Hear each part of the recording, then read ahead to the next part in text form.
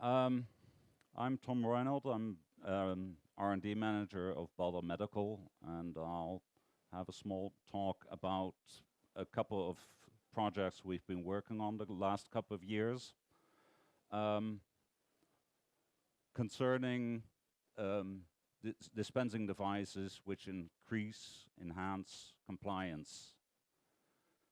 Now, let me see on this. Whoop, no, yeah. What I'll talk about is I'll first introduce Balder Medical to you because I don't think too many people know Balder Medical.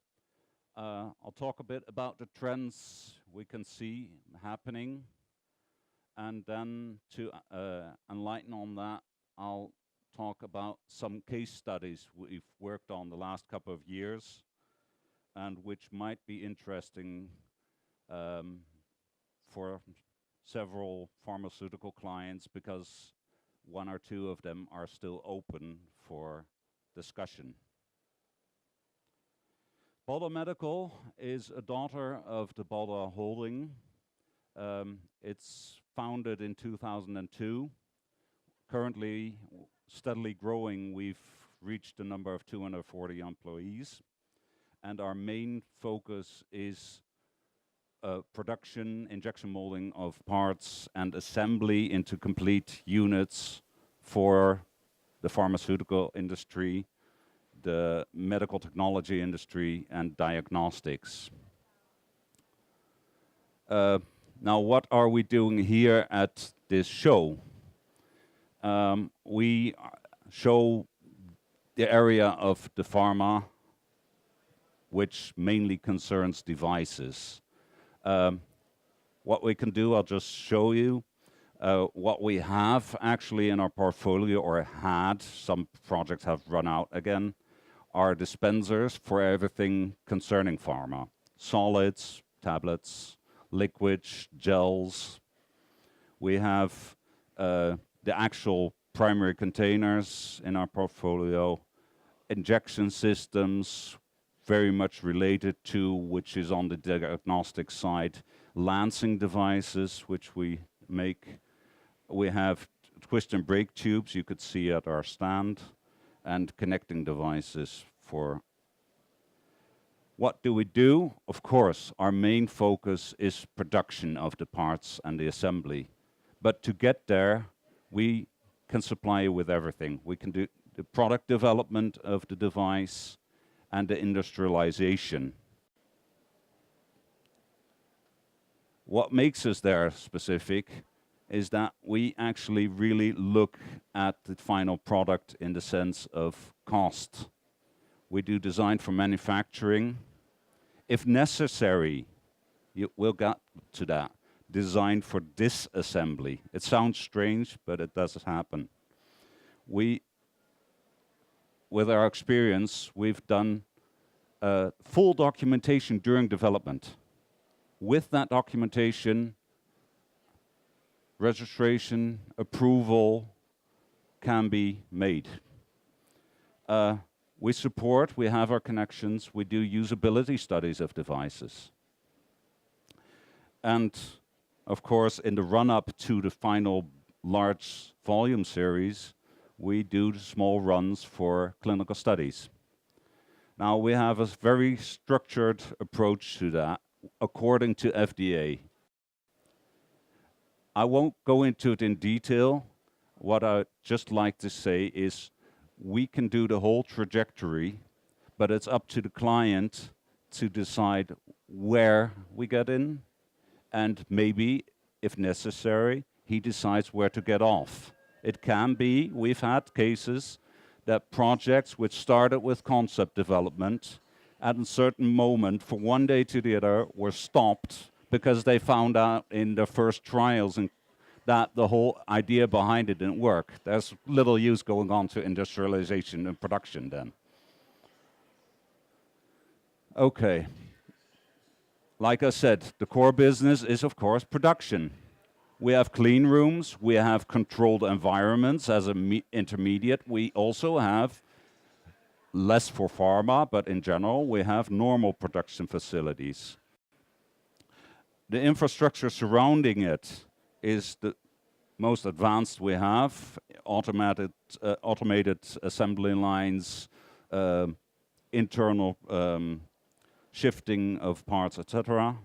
So what can we do? We, of course, we have the actual production of the parts, injection molding, the classic one-component parts. We do a lot of two-component parts. Multi-cavity, we have, for several projects, we have up to 64 cavity tools, which means in one go, within a couple of seconds, you have 64 parts coming out of the machine.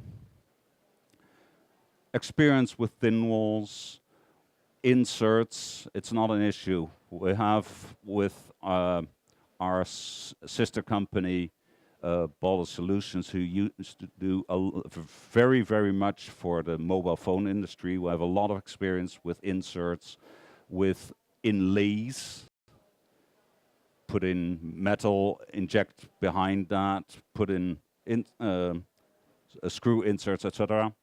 We do in-mold labeling, in-mold decoration. At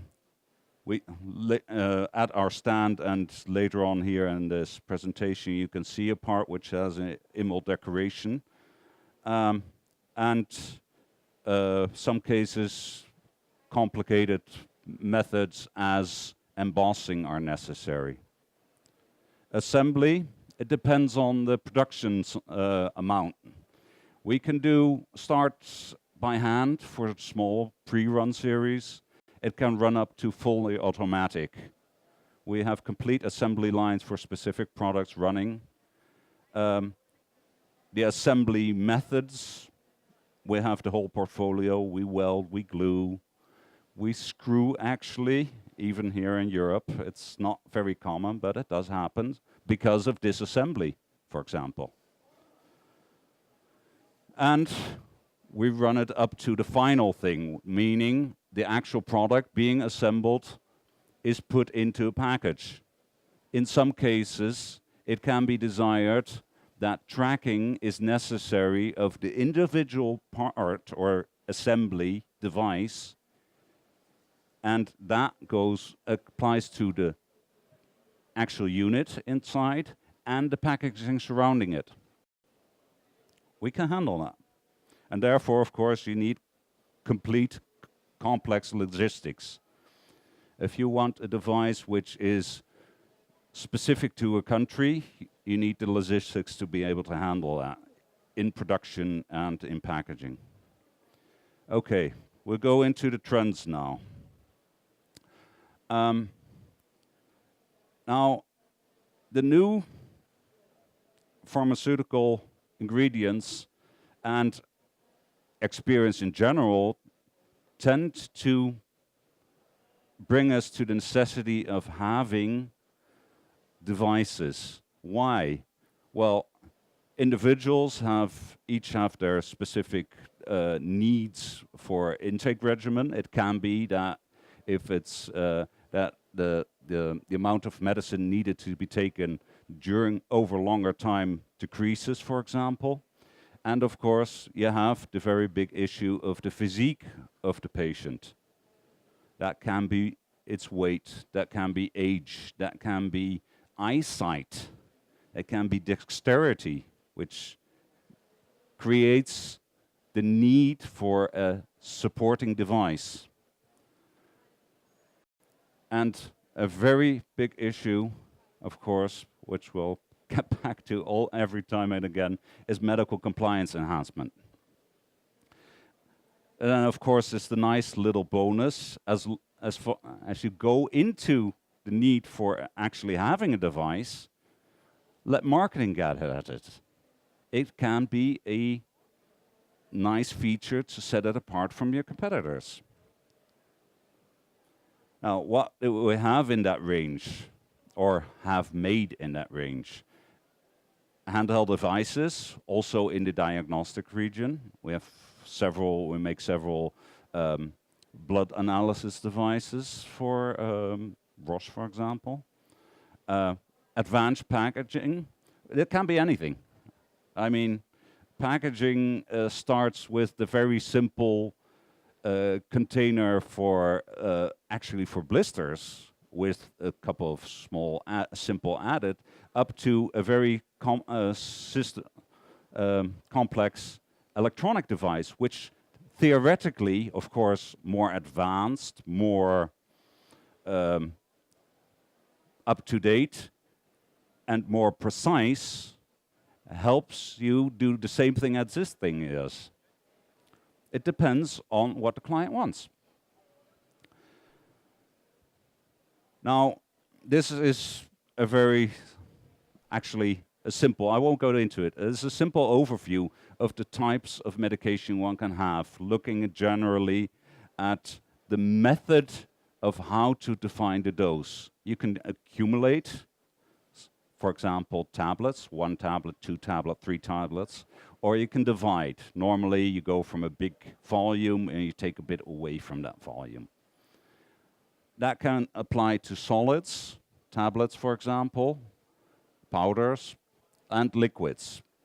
Now, today, at this speech, I want to focus on accumulating and on the solids.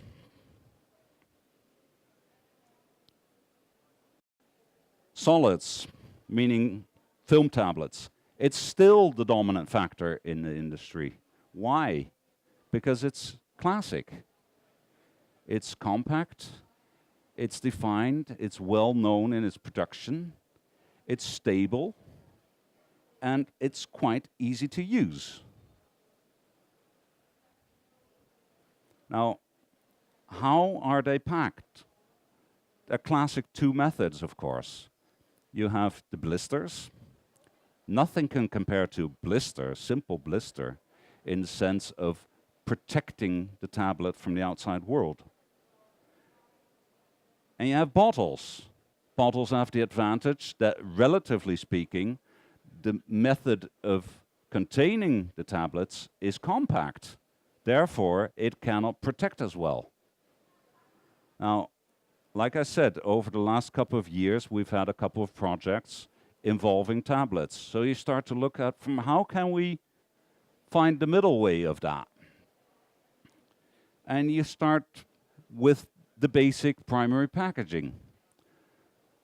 So we started looking at ways from, okay, how can we actually find a way of still keeping this good protection comparable to blister and get to a situation where we can actually control every single tablet, meaning I want a simple method of getting the tablet out of its protective sheath.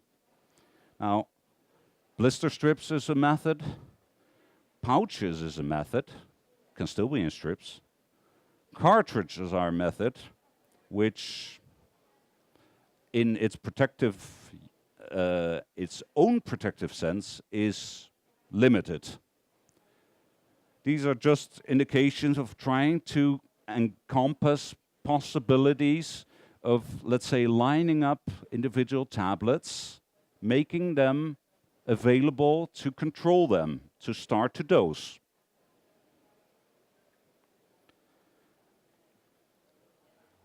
What are the requirements that when you go in, you come to the conclusion, I need a device to be able to dispense my tablets? What are requirements you're actually looking at? What is that unit for? Of course, medical compliance. That's the basic. And dosing accuracy, which are of course intertwined these two. But very much important in the essence, of course, secondary of nature, are things like, let's prevent a contamination. Do not forget, that's where a bottle, for example, is questionable. Over the period of time you use the bottle with the remaining amount of tablets in it, moisture getting at it creates a problem. And of course, with a device, with a cartridge, for example, you have this same situation, because you cannot expect the device or the cartridge over the duration of use to protect the tablet in that method.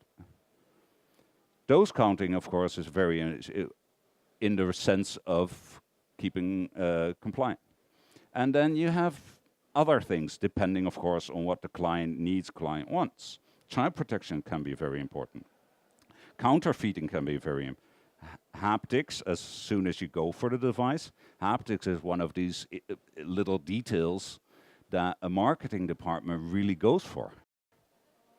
I want it nice, glossy on the one hand. On the other hand, I want it to feel good soft in the hand. And of course, our view of things is, look at, it has to be made. It has to be affordable in the end.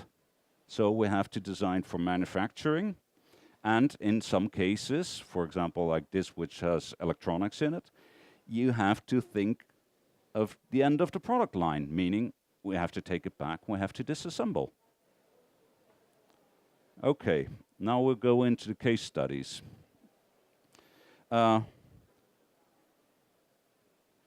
Click.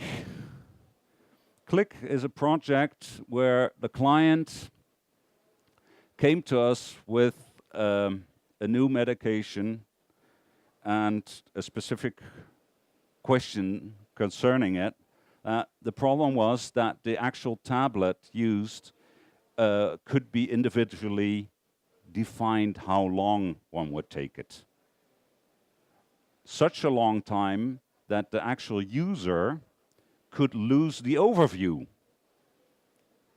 They should take it for a specific period. It could be lengthened, but you would not keep in mind what the minimum requirement was for taking it, and you can somewhere down the line you'd lose the overview of where am I actually. That's where the device in the end came in. It should aid in compliance, just to make sure, of course, that you don't overdose or underdose. It was intended for contamination reasons, etc., to be used for 2 years. And what came up is that the actual tablets were prescribed of a monthly basis, meaning that the refilling of the system had to be done or laid out accordingly. So what did we come up with? A hybrid system, meaning we had a mechanical part, we had an electronics part. The actual system that really does the dispensing is mechanical. We took the bit with the actual tablets out of the system into a separate cartridge, and we had a backpack of electronics on top of it, which just recorded what actually was being done with the system, thought it through, and gave a feedback. Now, I won't go into very much detail because this was a project which from beginning to the end took 5 years. But just to give you a feeling for it, we had many issues here. Of course, it starts off with the actual tablet. How do you control it? How do you dispense it? How do you make sure it is always functioning in dispensing? Make sure that actually when you're actuating it, it does produce a tablet, and not that it registers something which doesn't happen. Otherwise, it was around. A big issue with the cartridge was the tolerances. To give you an idea, the cartridge has a stack of tablets in it. The tolerances on each individual tablet, in the end, added up to the fact that the same height or stack of tablets, the same length, could be given by 30 tablets or 28 tablets. Over 2 tablets difference was the added tolerances of these tablets. That posed a problem. Of course, to make sure it did its function, One issue was, for example, docking this cartridge, making sure it stays docked until the cartridge is empty, and then at that moment, when the cartridge is actually empty, that's suddenly saying you can release this cartridge, all in a mechanical way. Electronics has nothing to do with this function. Of course, then the electronics kick in. They record the use. But that's where, again, where you come back to the interaction between mechanics and electronics. Exactly this point is where the problems start. Tolerances in mechanics can pose a problem where the electronics try to grab hold of this information. A movement which is half a millimeter less wide as it should be because of tolerances in the whole system, because also tolerances in the tablet, can lead to the end effect that the electronics doesn't register that one tablet has been taken. This device was intended for the whole world. So we had to come up with a user interface on the screen which was language independent. Everybody, wherever, should be able to understand what was going on there without actual hard speech. Reliability. We're talking about a unit which is intended to be produced 2 million units a year. Every single one has to be reliable over a period of 2 years, at least. Now, we're locking in cartridges. We are intending to release these cartridges when the cartridge is suddenly empty.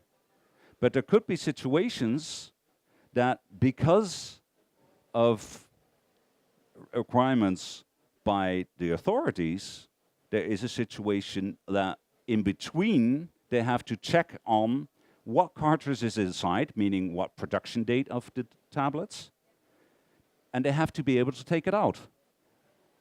And the actual system itself would refuse you to be able to take it out. So we have to build in suddenly emergency exits. And still avoid, of course, abuse. Make it robust. You wouldn't believe how many times we've thrown that thing at the floor from all kinds of heights, and still it has to tick. And of course, that's where marketing comes in again. They want it as small as possible, but they have their demands on the size of the tablet and the amount of tablets that go in. Now, I won't go into detail on this. It's just an indication of how wide-ranging, complex the actual system is. We have many, many parts, many, many materials used. We have a fully automated assembly line, just to make that sure. Because it's worldwide, including packaging, we have logistics concepts specifically behind it. Now, to resume on that, what have we got? What's the status this project has? It's a hybrid system we developed. It concerns a device and a cartridge. There are 6 patents initiated by the client. They paid for the development. It's their right to patent it. We have full documentation for approval. We have, because of the production numbers, we set up complete automated assembly for that. The first approvals are coming in now, so market launch will start very shortly. And we've actually gotten an award for the device in the sense of it supporting compliance. Now we'll move on to something completely different. This is a project which was our own initiative. It's a microtablet dispenser. I'll first go into the whole issue of the micro tablets and why would you need a dispenser for that. Like I said, we in general have medication which have a variable or individual intake pattern. According to weight, for example, children, they could be prescribed more or less medication. Especially for children, the current situation with large tablets with a predefined dose inside is problematic. You do have tablet cutters, but they're very inaccurate. They're very limited. You can only divide it in 2, maybe 4 parts. And in the end effect for the children, you have too high active content. And physical dimensions are often a problem for children. They don't like to take that big tablet. You have to slip it in. That's the reason that there have surfaced official requirements on this. And they say if you only come up with a new drug, you have to prove that it can be applicable to children. Now that's where microtablets come in. What are we talking about? Microtablets. Microtablets, in essence, as an idea, exist quite a long time now. But the actual use has only surfaced in the last couple of years. We're talking about tablets in the range around generally 2 millimeters by 2 millimeters. Now, this kind of tablet creates its own problems. So far, there have only been 2 ways of dispensing those, or let's say it other way, defining its dose.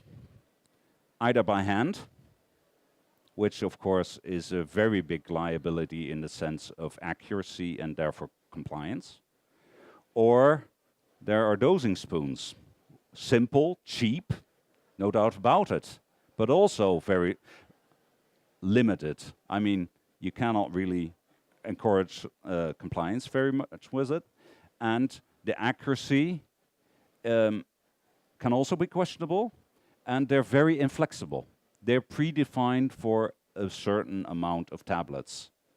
Any deviation from this predetermined amount poses a problem.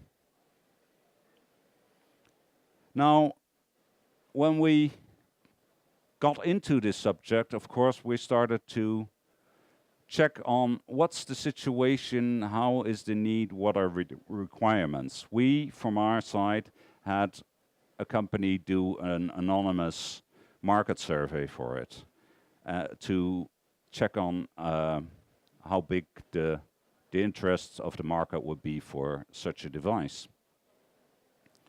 Now, I won't go into the details of it, but we'll get back to it later, what one of the main issues is, which was an issue for this device. Now, the tablets pose a problem.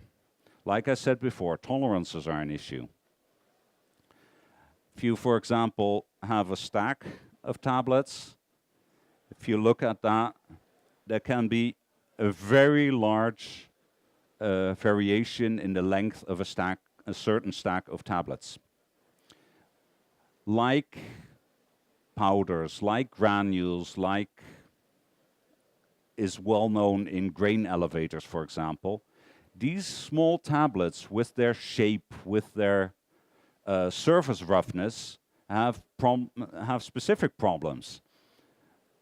They can be so small, so light, that anything electrostatic, which is relatively common with plastics, can pose a problem. They would stick to the ceiling and wouldn't refuse to come down your chute. And arching is a very, very big issue. Arching is shown here. It means that a couple of tablets lock into each other, build a bridge, and won't go any further. Period. Nothing happens. It can be very stable, this. You can shake, nothing happens. So, according to this market survey, we got the impression that these dosing volumes desired could be quite large, up to the region of, let's say, 100 units.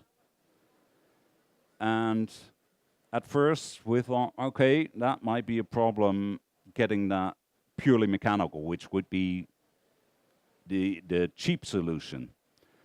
So both from the pharmaceutical companies and from the official instances in the shape of the European Pharmacopoeia, the desire was that the accuracy of this dosing still, although there be dose amount of 100 microtablets, a dose accuracy of 1 tablet. Of course, they wanted adjustable. Issue is, of course, nobody wants to build a specific new filling line for this kind of thing. So it had to be compatible to existing methods of filling. And we heard that they wanted a capacity of up to 2,000 microtablets. Now that is the least of the problems, believe me. So what did we come up with? A system with a rotating punch disc, motorized, relatively simple from its principle. And of course, there's some finesse about how we individualize the tablets. But in the sense, after this individualizing, this dosing, it's being checked by electronics. Now this is what it looks like. Isn't it a beaut? No, just kidding. This is just a functional prototype, the first one we made, just to check if this principle actually really worked. And the results were very good.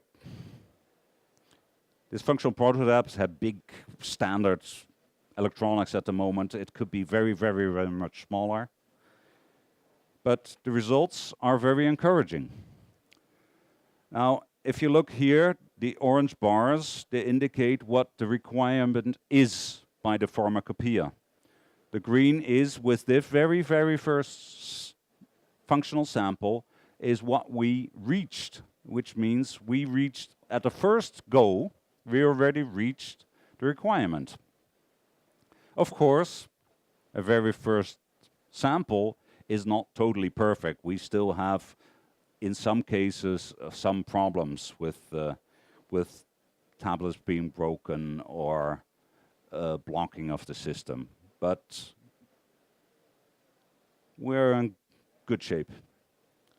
Now, where are we standing here with this system?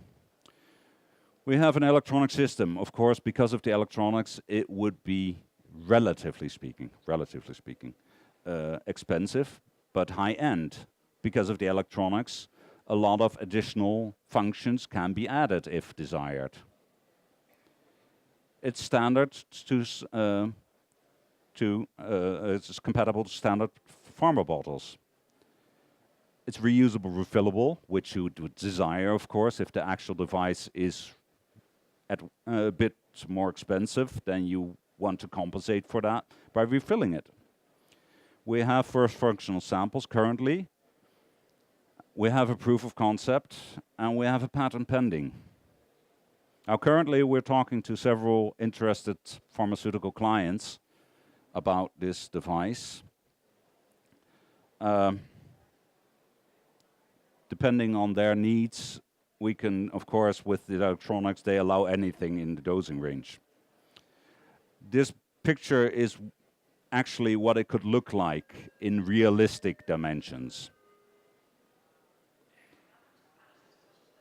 And we consider platform technology. We've actually already had talks here at this show where a company was very interested, but even had specific wishes which would make it even more complex. Okay. Now, like I said, that's a high-end system. What we then thought from, we guess there will be quite a lot of clients who don't really need this dosing range up to 100 microtablets. Let's try for something intermediate, more simple. So we set ourselves some requirements. A range, let's say, up to 20 microtablets. Of course, still having the same accuracy in dosing. And still with the principle of being compatible to standard bottles. Now, here we went for our internal systematic approach. We had a lot of ideas on every little issue surrounding this. We went through it, and what that we come up with in the end is a multiple step system. First, we start to control the tablet, meaning we need a secure feed of a constant stream of tablets, and then we start to really grab them, hold them, start to dose them, and release them, of course. Now, what you're looking at here is a picture of, I would say, the second model. This one has the added functionality, you can preset your dose. It fits standard bottles. The thing is, of course, if somebody comes up with a different microtablet size, we'd have to alter one or two parts, but it can be adjusted. Also, this we've tested in the first run through. And also here, we've reached the European pharmacopoeia requirements.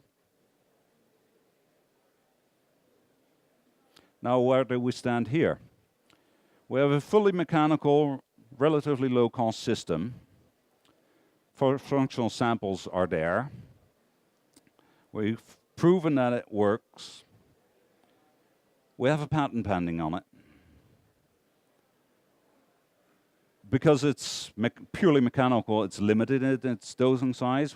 Let's say up to 20. When we can discuss about it if it varies a bit from that, but that's about what it can handle.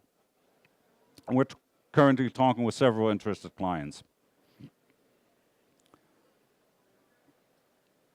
Now, in a way, this could only be the beginning of the whole thing. We have ideas of intermediate systems and even simpler, cheaper systems, which might not be as refined as the ones shown, but it could also be very helpful. Let's resume the whole thing. So we have, for example, the click tablet dispensers. There the client came in very early. We went through the whole process of defining it, developing it, industrialization. We're ready to run production now. We have our own projects. The electronic dispenser, we're currently just gotten proof of concept. We are in talks, so we can assume that the next steps will be taken. And the same applies to mechanical one. And of course, we're open to anybody who has a specific question. I hope that has helped you further in the issue of tableting and tablet dispensing. And if you have any questions, you can visit us at our booth. That's it. Thank you. Any questions?